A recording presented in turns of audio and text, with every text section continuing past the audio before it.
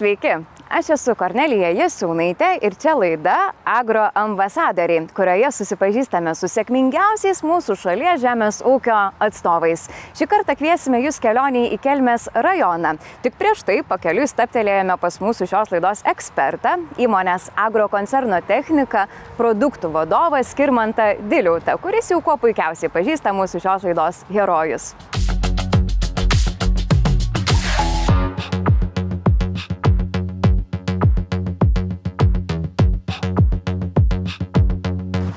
Sveiki, gyvi. Labą dieną. Tai kaip sakykit, Skirmantai, nuotaikos? Ar nusiteikęs vykti šiandien pas Vaičiulius?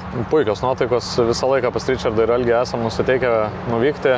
Tai yra inovatyvus ir žingeidus ūkis, kuris domisi naujom technologijom ir tas technologijas svarbiausia pritaiko savo ūkį.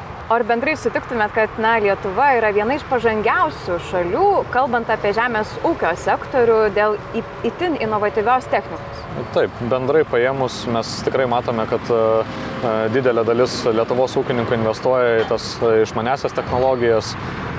Mūsų įmonė prisideda taip pat prie šito. Mes nepardavinėjame, kaip sakome, tik metalo gabalo, mes norime parduoti visą technologiją. Tai būtent šiemet atlikdami demonstraciją su Bednar technika stengiamės ūkininkams parodyti, kad mūsų padargai gali atlikti ne tik tais vieną funkciją, bet net kelias. Tai pavyzdžiui, skusti lauką, sėti tuo pačiu metu ir tręšti. Ir tai daryti netgi kintamą normą. Tai reiškia, kad tiek sėklą, tiek trąšą padedame ten, kur reikia ir tiek, kiek jos reikia. Tai nevarginame žemės, pasidarę žemės tyrimus, matome, kur ir kiek reikia tam tikrų trąšų ir sėklų padėti. Tai gal visą tai pamatysim ir natūroje netrukus, ar ne, Kelmės rajone? Manau, kad pamatysim. Aišku, norėtųsi, kad ir valstybinių bendrai paėmus lygių ūkininkam būtų suteikiama galimybė visas tas išmanesias technologijas įsigyti, o kad ūkininkai neturėtų naudotis tais pertekliniais reikalavimais. Tai svarbiausias dalykas, manau, būtent šiuo metu Lietuvoje būtų, kad visi ūkininkai turėtų priėjimą prie tų išmanių technologijų, tada mūsų ūkis ir ūkininkavimas bendrai Lietuvoje bus tikrai aukštesnėme lygyje nei dabar yra.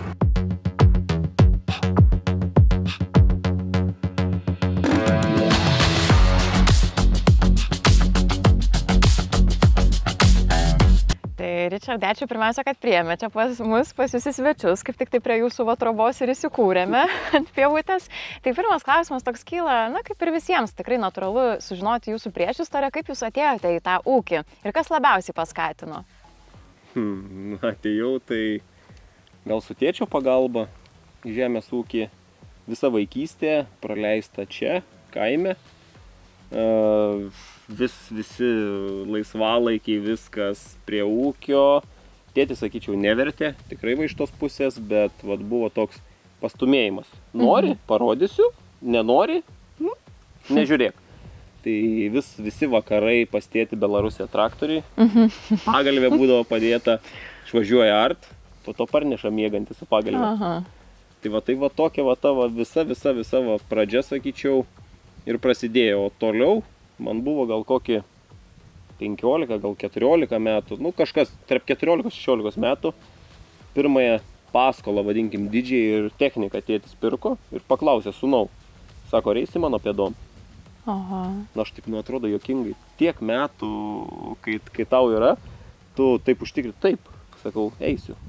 Jau tais metais sakiau, pasistatysiu iki 25 metų namą, turėsiu žmoną, šeimyną, tai iki 25 spėjau pasistatyti, bet dar neužbaigėm iki galo, bet va yra, stovi. Tai medį, aišku, pasidinau ne vieną. O gal prisimenat savo patį pirmą tokį darbą, kurį darėte ūkyje? Įsimintiniausias pats darbas, tai rinkom akmenis. Mane pasadindavo už Belaruso traktoriaus vairą. Aš realiai tik sėdi ir taip, vairas iškeltas, vos ten viską matai. Tai tenais buvo toks dalykas, aš važiuoju į priekį, man parodydavo į katrą pusę sukt. Iš vienos pusės buvo mama, iš kitos tėtis, o iš galo darbuotojas eina. Mama rodo suk į kairę. Žiūri tėtis rodo suk į dešinę, o ąžuolas artėja. Tai taip, aš kad ir pirmą pavarą iš lėto artyn, nesuprantu kur sukt, pasimečiau. Ir tada tėtis užbėgo, išminė sankabas, sako, sūnau, tai kur važiuoji? Kur rodot, sakau, ten įvažiuoju. Tai jūs apsispręskit, sakau, kuris rodot, į kurią pusę. O dabar šiuo metu vis tiek valdote ūkį kartu su tėčiu. Aš suprantu, tai kaip jūs pasiskirstote atsakomybėm? Visas, va, technikos parkas, agronomijas, taip žinios man, o tėtis yra derybininkas. Jis važiuoja visus reikalus, popierinius tvarko. Daugiau, vat, jeigu iškyla kokie, tarkim, nesklandumai, jisai vat, važiuoja šnekėti su firmų vadovais, taip toliau. Aš gal nesu tokio tvirto charakterio, tokio tvirto žodžio, neturiu tos patirties, gal dar mažai, nesupykęs, esu taip ant visų. Norit visiems draugas būti. Jo, taip norisi visada taip būti su visais draugui, vat, bet kartais, aišku, blogai, ne kartą esu taip nudegęs. Dar, va, ką tėtis daro, tai yra jisai pagrindinis mūsų kurjeris. Jeigu kas nors sulūžta arba pritrūkstam ko nors, tėti, raštelis, va nuotraukos, va detalių numeriai, parveš. Kaip jūsų ūkis visas atrodo, ar papasakotumėt, kiek yra hektarų, ką auginate, net ir žinau, yra gyvulininkystė šiek tiek. Taip. Truputį gyvulininkystės turim, bet tai čia yra tėčio, aš visada sakau, čia tėčio hobis. Aš ten nieko realiai nežinau apie visus tos dalykus, tik padedu sušienaut. Viską suvežam, o jau kas ten susijęs, su kuo kergia, kokią dieną, ten kada veršiuosis, visiškai nežinau. Aš tik va ten, tai aš jau padėjau. O jeigu šnekant apie augalininkystę, tai dirbam netoli 700 hektarų žemės. Realiai ūkis per pusę, mano biški truputį dalis mažesnė, tėčio didesnė, auginam, sakyčiau, įvairias kultūras. Tiek žieminius rapsus, žieminius kviečius, vasariniai miežiai, žieminiai miežiai. Turim pupų, turim žirnių. Net sunku prisiminti, tiek visko daug. Šiemet dar tas visas žalesis kursas, tai turim labai nemažai žalių pūdymų, tai dabar ten žydi labai gražiai saulėgrąžos. Man atrodo, daugelis Lietuvos ūkininkų yra tuo pačiu ir medžiotojai. Tai man pasisekė, kad dabar turim nerealų klubą. Aš nesu klubo narys, bet tik aš neturiu balso teisės, bet visos sąlygos, viskas tas pats, kas yra ir būrelio, vadinkim, narių, nerealiai sutarėm su kolektyvu ir su visais kitais aplinkiniais ūkininkais. Ko nepasakyčiau, kas va internete vyksta ir viešoje erdvėje, kad va medžiotojai tokie, anokie. Taip, prieš tai, kur buvo. Tai taip čia ir būdavo, išvažinėdavo ir laukus viską, bet dabar, wow, man atrodo, Lietuvoje suskaičiuotume ant rankų pirštų, kur yra tik tokie būreliai. Nes santykiai su visais ūkininkais, ne tik su manim. Kas paskambina, man jau pasėlius, tarkim, knisa šernai. Ar galit pasaugot? Tai ir aš pats tam tarpe važiuoju, bemiegės naktis, nuo šernų ginam, viską saugojam. Nerealu. Tokia bendruomenė. Taip. Tai kada spėja dar pamedžioti, irgi užsimti šitą savo mėgstamą veiklą? Naktį, iš po darbų. Jūs taip pat atliekate tokią svarbią poziciją, užimate ūkininkų sąjungoje Kelmės rajone. Papasakokite, kiek ten yra jums atsakomybių skirta, ką ten veikiate. Ten šiaip turėčiau sakyti didžiulį ačiū mūsų pirmininkui, tai Martynui Puidokui. Jis ten neša viską ant pečių. Jis tempia mūsų Kelmės rajono ūkininkų sąjungą tikrą tą žodžio prasme, kaip koks hieraklis. Taip, jeigu reikia kur nors važiuoti, tai jau stengiamės visi dalyvauti, tiek ir aš pagituoju. Ar reikia organizuoti, kaip pavyzdys, šieno rulonus, kai važiavom žiem. Jokių problemų, važiuojam, viską darom. Bet vis tiek kažkokiu būdu prisidedate prie tokios vietinės bendruomenės ar ne poreikių, aš suprantu, nes kiek man teko girdėti iš praėjusių metų, tai jūs ir padėjote Ukrainos kovotojams už laisvę, perleisdamas jiems savo visureigį medžioklinį. Tai pamačiau, buvo video įdėtas iš Ukrainos, ten kaip daktarai nešė mergaitę, mirusi ant rankų ir pasakė, žiūrėkit, kas pas mumis vyksta, ar baigsis visa šita nesąmonė. Tai aš taip pravažiavau namo. Žmona sakau, viskas, džipas keliauja ten, taip žiūri nesupratus, paskui taip pasėjo, taip ir darom. Ir viskas. Ir sakyčiau, pas mumis bent jau rajone šitas mano toks poelgis labai pastumėjo visus į priekį. Dažnai sako, kam reikia tos reklamos, čia ne reklama, bet dažnu atveju tai būna pastumėjimas kitų žmonių. Kiti nedrįsta gal taip toliau, tai iš mūsų rajono paskui ne vienas išvažiavo džipas. Gal dar yra kokiu nors irgi, ką galima būtų paminėti, kaip prie tos bendruomenės va čia Kelmės prisidedate? Turim 2 darbuotojus, kurie daro, man atrodo, 4 žmonių darbą. Oho. Tai jie neskaičiuoja darbo valandų, savo energijos. Nu, mes ten esam draugai. Tai būna kartais, nu, man kas nors nepasiseka, nu, būnu papykęs, taip toliau. Tai jie supranta visą tą dalyką, jie nekreipia dėmesio, gal kokį kartais griežtesnį žodį pasakau. Bet, nu, mes randam nerealiai bendrą kalbą ir viskas labai sklandžiai šituo klausimu eina. O jeigu šnekėt, ką toliau iš bendruomenės, tai va, anksčiau mėgdavau labai keturračius motokrosą važiuoti. Tai jeigu paprašo Kelmės motosporto klubas, tai stengiamės padėti išlyginti trasą, paruošti varžybom. Mano svajonė yra čia ant tų kalnų padaryti motokroso trasą. Oho. Ir kažkada gal, jeigu viskas pasiseks, visiems vaikams viskas tik uždyk. Aš esu dar ir benzingalvis, kitaip sakant. O šiaip kaip atrodo jūsų darbo diena? Šiuo metu kaip tik labai intensyviai viskas vyksta. Dabar tai realiai darbo diena prasideda kokią 5 ryto. Nuvažiuoja medžioklės plotus, pažiūri, kur elniai kokie, kaip gyvūnai, dar pasaugai nuo brakonierių, pažiūri, ar kas nors nebuvę. Toliau parlėki namučio, vaikučius į mokyklą, ką į darželį ir į ūkį. Ūkyje būna jau kokį po 8-15. Va taip, nu ir va tada rytinis pasitarimas, ką darom, bet visada, aišku, niekas neišeina palei planą. Nu, bet tokia griaučiai kažkokia, ar ne? Tokia didumą, visumą sugalvojam, nes aš būnu jau iš vakaro susidėliojęs mintis tokias, tėtis kardinaliai kitaip. Nu, tai tada pasiginčyti tenka, rasti tą bendrą tokį sprendimą ir išjudami darbus. Tai mums yra aprodysit šiek tiek gal, ar ne dabar, kaip čia viskas pas jūs atrodo? Mielai. Super.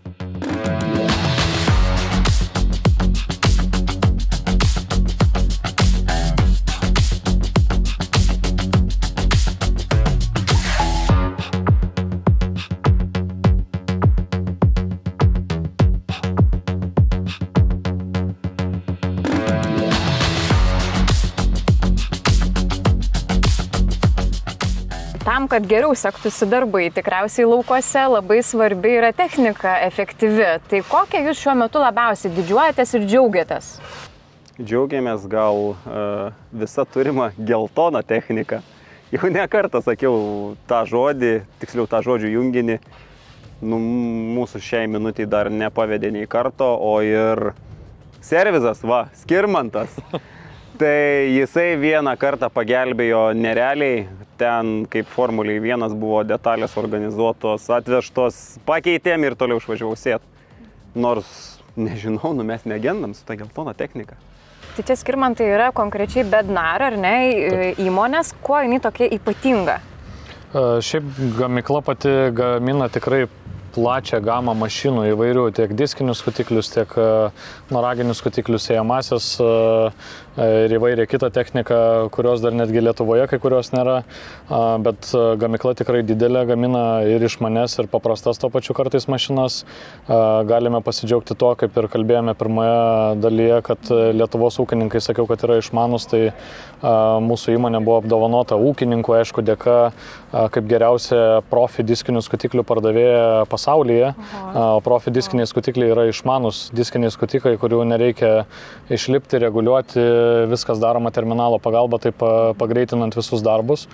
Tai pas Richardą šiuo atveju yra šiek tiek paprastesnis, bet neprastesnis skutikas. Atrodo tokios jau tarp visų technikų žinomus aiškius, bet pakankamai svarbius techninius sprendimus turintis padargas. Dėl šių techninių sprendimų jisai tikrai tinkamai ir gerai atlieka savo darbą kiekviename ūkyje.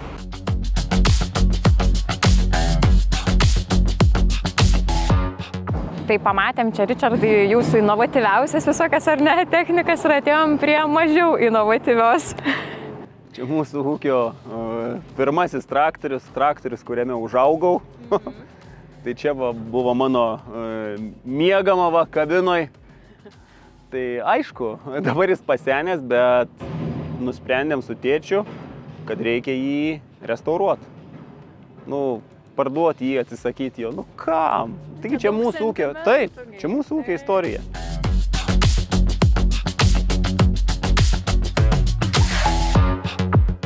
Šių metų beveik visas derlius jau aruodose. Didžioji dalis jau išvežta į supirkimo punktus, parduota. Aišku, dar neparduota, išvežta saugojimui, tikimės geresnių kainų. Tai šiai minutėj turim nupirkę ir užauginę derlių su brangiom trašom, o pardavinėjam pusvelčiui dabar. Nes nesam istorijai turėjant tokios didelės savikainos. Ir kaip minėjau, kuliam dabar pupas, dar turim 50 hektarų. Jų reikia nukult, matot, yra su skylutėm pupas. Čia yra pažeidęs vabalas. Sako ūkininkam lengva, ūkininkai purškia viską įžudo. Mes nebeturim šiai dienai efektyvių produktų prieš vabalus. Tai šitos pupos dabar aišku keliaus į džiovyklą, į valomąją, bus išvalytos, bet jos bus pašarinės klasės. Pasverkim, kas geriau, ar turėti sveiką grūdą, ar turėti tokį. Ale, nepurkšta. Mes džiaugiamės šiais metais palei tokias sąlygas išaugintų derlium. Aišku, paimti vidurkį daugelio metų, tai jis žymiai mažesnis. Bet pažiūrėjus į šiuos metus, ką tikėjomės ir ką gavom, tai laimingi.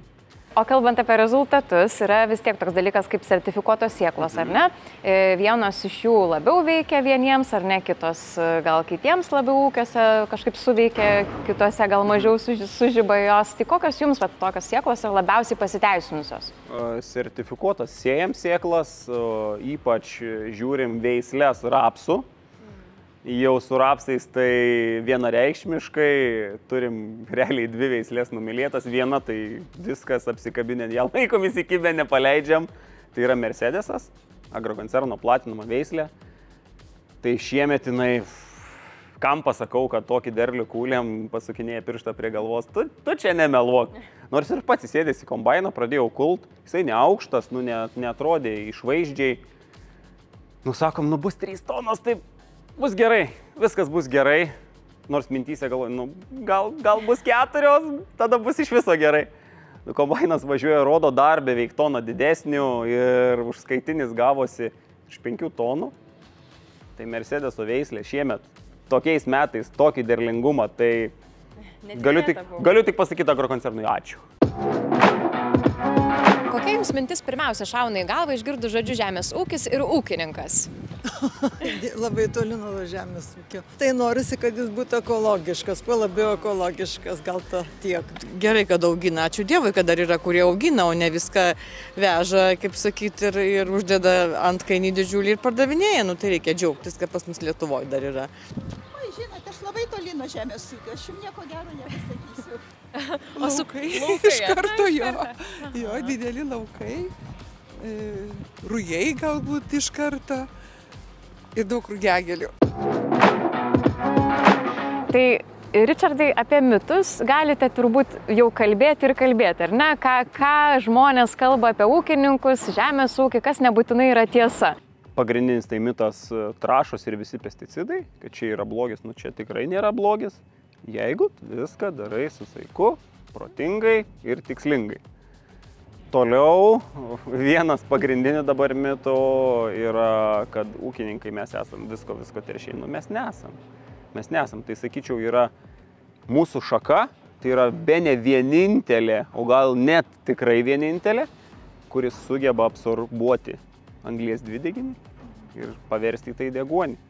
Nepasakysiu skaičiais, kiek hektaras kviečių sugeba perdirbti anglies dvideginio, kiek miežių ar rapsų, bet mes tai darom. Toliau dar vienas, visi čia reikia pereiti į žalius traktorius, naudoti biodujas ar vos ne elektrinius turėti traktorius. Neįmanoma. Parodykit šiai dienai bent vieną traktorių, kuris turėtų, tarkim, 600 arklių. Nebus. Turės praeiti daug metų, kad tai įvyktų. Nėra šiai minutėj, kas sugebėtų pakeisti dyzeliną ir kad taip efektyviai dirbtų. Taip yra biometanų varomų traktorių, bet jie nėra didelės galios. Kiek dienų per savaitę dirbate? 7. Robotai jūsų ūkyje, po kiek metų? 15. Dronai tik žaislas, ar rimtas įrankis žemės ūkyje? Labai rimtas. Kitais metais paslaugos sakinėsim sėt poselius. O. Geriausios atostogos Lietuvoje ar užsienyje? Lietuvoje Nidoj. Pirmą kartą per 8 metus. Šiemet teko patostogauti. Geriausias laisvalaikio užsiėmimas? Medžioklė. Agroambasadorių statusas ar įpareigojimas? Įpareigojimas skleist tiesą apie žemės ūkį. Ūkis po 10 metų. Sūnus traktoriui sėdi. Pakeičia tėtį. O, kaip gražiai, tikrai. Investicijos į žemę ar į techniką? Į žemę. Artimiausia investicija kokia nusimato? Traktorius. Sezono iššūkis. Tai nežinau, sausra turbūt. Pats didžiausias. O atsimenat, pavyzdžiui, savo patį geriausią sezoną? Pernai metai. O prasčiausias? Šiemet. Viens po kito, neaišku. Jo. Ir didžiausia svajonė šiandien jūsų? Sumedžiot medalinę elnę. Super. Linkiu to jums tikrai. Na tai praleidusi visą dieną Vaičiulių ūkyje jaučiuosi tikrai labai įsikvėpusi, tiesą pasakius, ne tik gerumo tų žmonių, pas kuriuos čia lankėmės, bet ir to, kad tai yra žmonės, kurie tikrai nuoširdžiai labai myli savo darbą, tai, ką jie daro. Ir tai daro kiekvieną dieną, 7 dienas per savaitę ir stengiasi vardan ateities, naudoja inovacijas, kas irgi yra labai svarbu kiekviename žemės ūkyje. Atrodo, kad rytojus Lietuvoje bus tikrai labai šviesus su tokiais ūkiais kaip būtent Vaičiulių.